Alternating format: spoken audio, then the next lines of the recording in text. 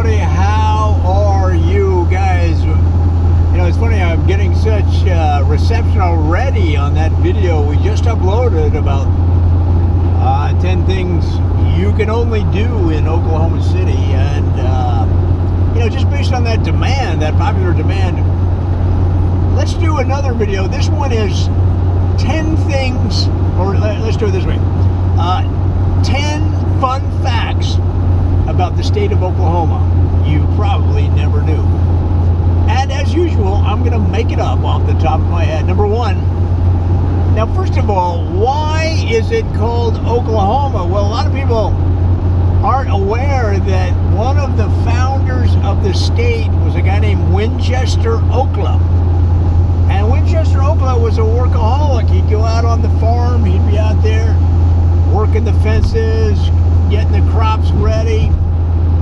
And he was also an attorney in town, and he'd like to help people with cases. And so basically, he wasn't around that much, and he had a bunch of kids. And when he came sauntering up the driveway at home of their property, the kids would go crazy. And they'd say, Oklahoma! Oklahoma! And it stuck, guys.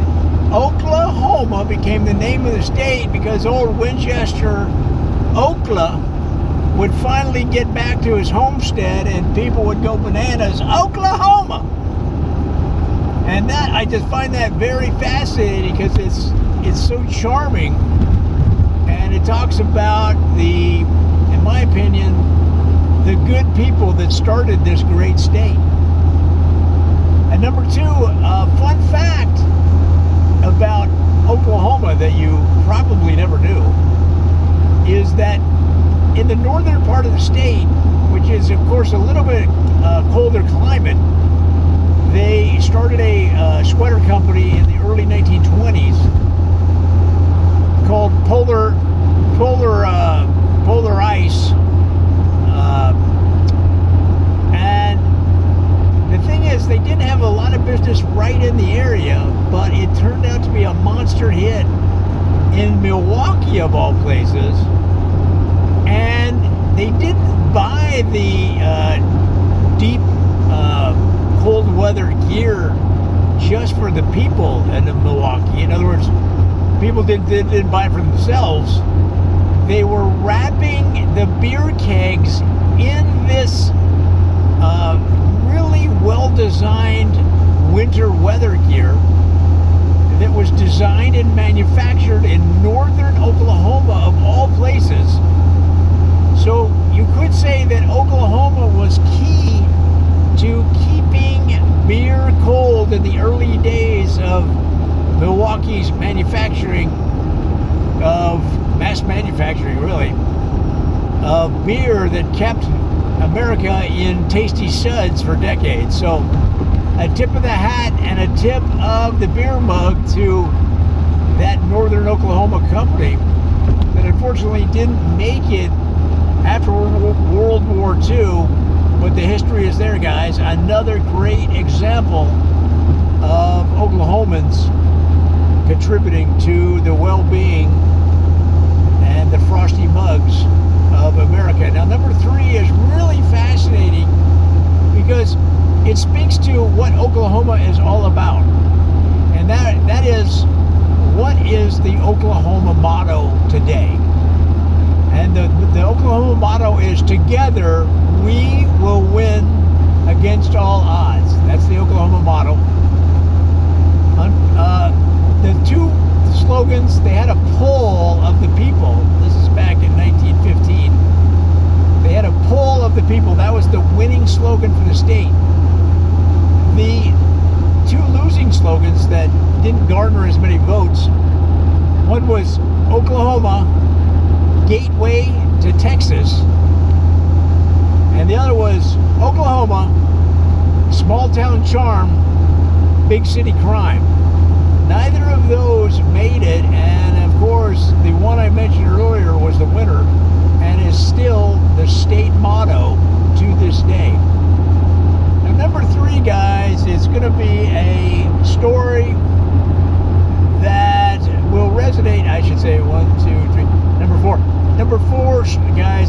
story that will resonate.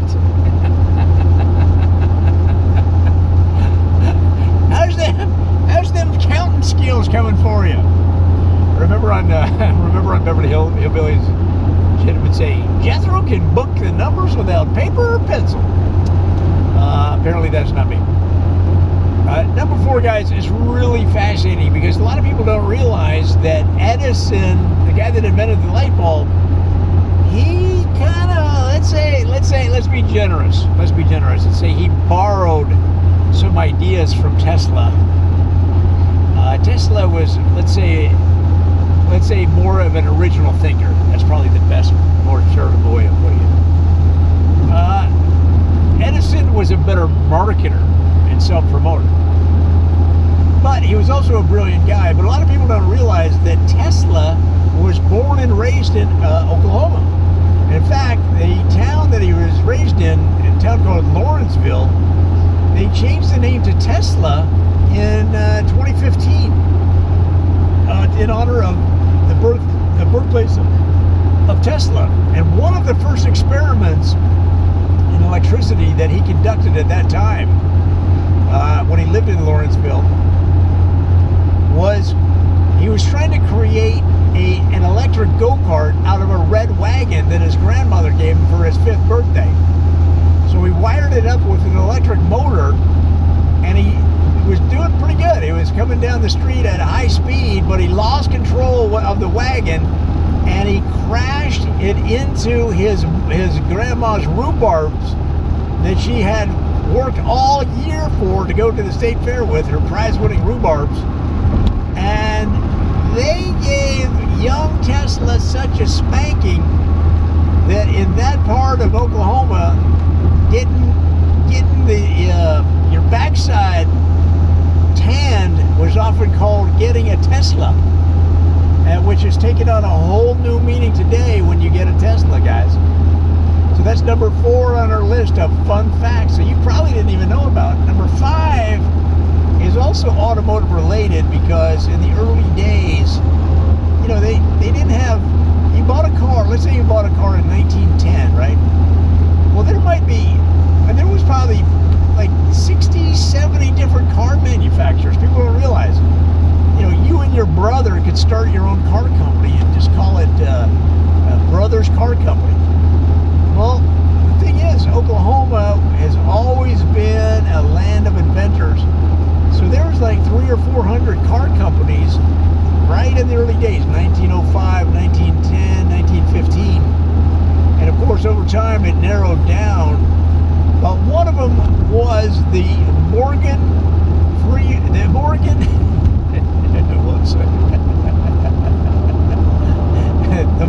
and Morgan Car Company. I almost said Morgan Freeman. I don't want to get sued. The Morgan and Morgan Car Company from 1910 to 1915 was one of the leaders in Oklahoma. It was one of the top selling car companies. And in fact, their best-selling car was, you didn't sit side by side, you sat in a row.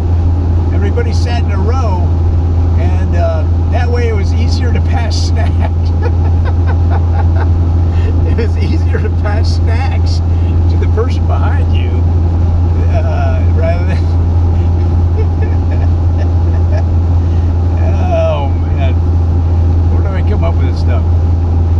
And that's another interesting fun fact about Oklahoma that you probably didn't know about. Now, number 6, guys, is really kind of inspirational because here you had a very athletically inclined state.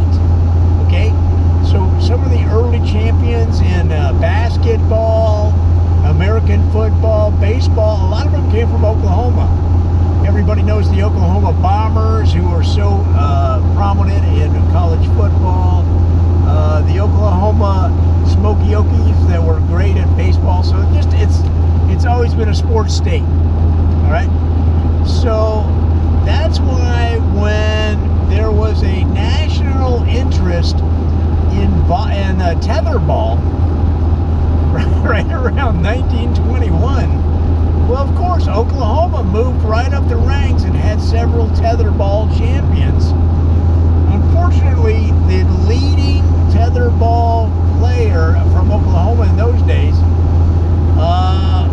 lost their life in a freak tetherball accident in the Olympics when a Russian hit the tetherball so hard it wrapped the Oklahoma player and it trapped him inside. They got wrapped by the tetherball against the pole, and then the ball wrapped around their neck and strangled them. And after that, the corporate support for the tetherball team just fell off, and Oklahoma's brief time in the sun as the leading tetherball champion state, raising tetherball champions, the leading state to do so, well, that was gone by the wayside by, right after that Olympics. Well, guys, what number are we on? Number 7. Let's go with number 7.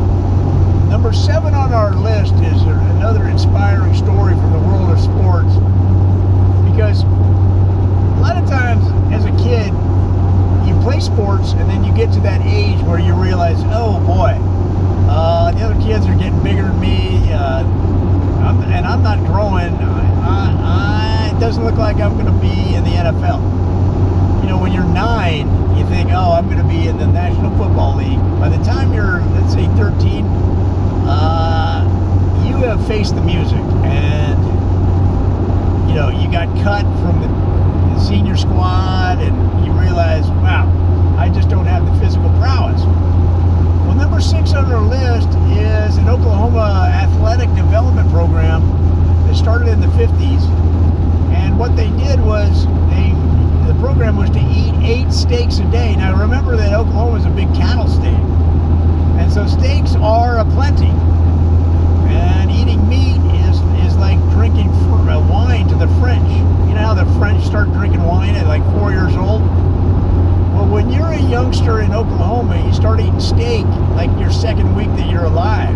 They start feeding you some soft steak. And then by the time you're 3, you're getting well done T-bones on your plate.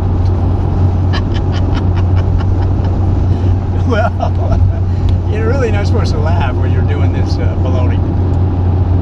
It doesn't sell the concept. So they had the 8 steak a day program to build up these smaller kids, and gosh dang, it worked. I mean, they had one guy that was like 5'1", and by the end of his freshman year in high school, the guy was like 6'7", from eating 8 steaks a day. And remember, in Oklahoma, a steak is like 10 cents, so it wasn't that big of a burden for the family. And I believe that's number 7 on our list. Fun facts you probably didn't even know about, because, well, they didn't exist until just now. Number 8 is a fun one because, and Oklahoma invented the street sign. Believe it or not, before an Oklahoman came up with the street sign, they didn't have any way to indicate which way to go. So they used to stick, they used to call them street urchins. They used to put street urchins on the corners and giving them an assignment. And say, when a car stops and say, which way do I go? You tell them, well, if you're going to the market, go left. If you're going fishing, go right, And then they give the street urchin a steak. Again, it goes back to the easy access to steak in Oklahoma. So it was a win-win. Well, I mean, yes, but first of all, you can't ask people to stand on a corner giving directions just for 1 steak a day, especially a kid. But, it was a different time. That was like 1911 or something. So a Oklahoman came up with the idea, let's put a sign out there that says fishing with an arrow, it goes right, and then downtown or uptown with an arrow that goes left, and then the people know where to go. Well, you can see the home of the Oklahoma that came up with this concept. It's still there, just on the outskirts of Oklahoma City. Now, here's the interesting thing about that. The city of Oklahoma forgot to put up signs to the house of the guy that invented street signs, and it was the talk of the town for at least a month until they popped some street signs in there, and now you can go visit there. All right, that's number 8. Number 9 on our list, or whatever number we're at, it has to do with the weather. Now, Oklahoma City has pretty consistent weather, and the thing is, it's not as dry as the Southwest. It's a little bit more muggy, but it's a very temperate climate, and that's why it's so interesting that Oklahoma does well in sports that are related to the winter, because it's not really a very wintry state. But 2 of the top 3 dog sled champions in the world come from Oklahoma, and some professors at the University of Oklahoma looked into this, and the reason is that every year there's so much cattle in the state that these winter weather champions were able to practice on the cow manure, which is very similar in consistency to snowballs. And what? Yeah. And so that's why Oklahoma has always really done well in winter sports, including dog sled teams and also sledding. And guys, finally, you're probably thinking, yay! Finally, number 10. Well, number 10 is really fascinating for me because I live in Los Angeles, home of the entertainment business. And legend has it that the entertainment business was started in LA because you can shoot movies year-round. And now that's true. But in the early days of Hollywood, there was a burgeoning, growing film business, film production and distribution business in Oklahoma. Now, the difference being, and the reason it didn't take, or it didn't become a locus or center of the film industry, is that in Hollywood they were focused on making people laugh, right? Or making you scared, like basic emotions. Whereas the film industry in Oklahoma, they were making educational films about how to raise steers, about how to test a cow if they're pregnant or not, what feed to give your cattle, what to do if one of your cattle is acting up and demanding more money. You know, so it was more of an educational documentaries. Even though they had the same basic equipment and access to talent, here in Oklahoma they went with the educational and documentary style, and therefore lost out on becoming perhaps one of the centers of the worldwide entertainment, media, film, and television business that Hollywood has become today. And guys, that's all 10 or however many fun facts about Oklahoma that you probably didn't know until today.